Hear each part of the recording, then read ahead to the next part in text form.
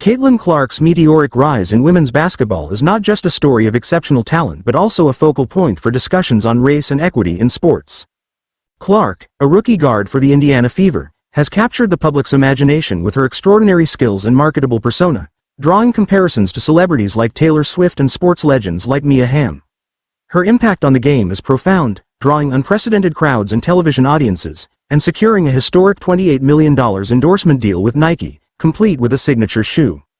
This level of attention and commercial success is unprecedented in women's basketball, raising questions about why similar recognition has eluded many of the sport's black athletes.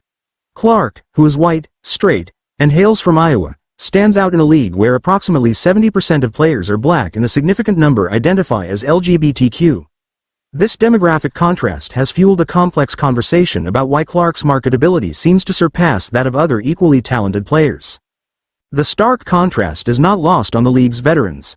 Players like A'ja Wilson, a two-time WNBA champion and MVP, have openly discussed the racial dynamics at play.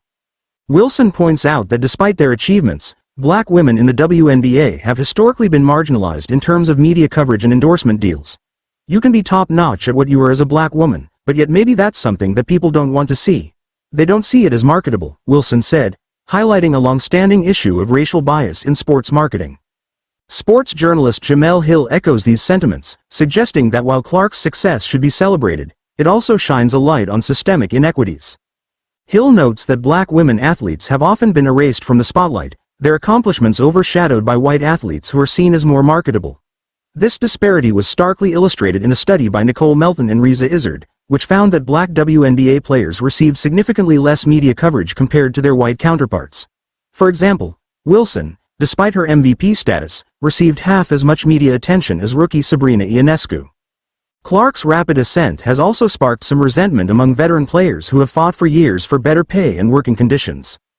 The attention and financial rewards showered on Clark after just a few professional games contrast sharply with their own experiences. Despite this, Clark has tried to keep the focus on the bigger picture, emphasizing the need for more opportunities across the board in women's basketball. "There's opportunities for every single player in women's basketball," she said. "The more opportunities we can give across the board, that's what's going to elevate women's basketball." The impact of Clark's entry into the WNBA is already evident. The league has seen a significant increase in TV viewership and revenue, with the 2023 season marking a 27% rise in unique viewers and a $200 million increase in revenue. This growth is partly attributed to the heightened interest Clark has generated. Her ability to draw record-breaking audiences, as she did in college, is expected to further elevate the league's profile and financial standing, benefiting all players. Clark's presence also brings a fresh wave of visibility to the WNBA, which could lead to better pay and conditions for all players. For instance, shortly after Clark joined the league, it was announced that teams would travel by charter flights, a significant upgrade from the previous commercial travel arrangements. Players and league officials hope that Clark's appeal will introduce new fans to other talented athletes in the league, fostering a broader appreciation for the diverse skills and backgrounds of WNBA players. Seattle Storm forward Nneka Ogwumika, who also serves as president of the Players Association, sees Clark's popularity as a potential gateway for new fans.